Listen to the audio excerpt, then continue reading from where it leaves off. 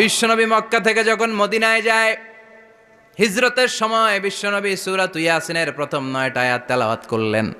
তেলাওয়াত করে আল্লাহর নাম নিয়ে ঘর থেকে বের হলেন। আশেপাশে কাফেররা ঘুরে কিন্তু বিশ্বনবীরে দেখে না, সবাই খেলে এরকম এরকম করে, ডানে বায়ে হাতায় বিশ্বনবীর সামনে দিয়ে যায়, কিন্তু কাফেরদের চোখ অন্ধ করে দিয়েছে কে?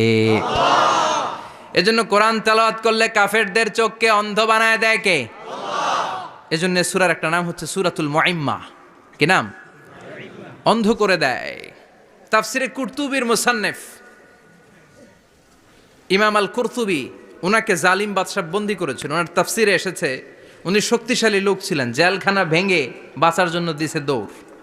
ওনারেও ধরার জন্য জালিম বাদশার সৈনিকেরা ঘোড়া নিয়ে রওনা হয়েছে। উনিও দৌড়ায়, ঘোড়াও পেছন থেকে আসে। ওমিয়া মানুষ কি ঘোড়ার দৌড়ের সাথে পারে? উনি হাঁটতে হাঁটতে হয়রান হয়ে এক বালুর ময়দানে যেয়ে ধপাস করে পড়েছেন।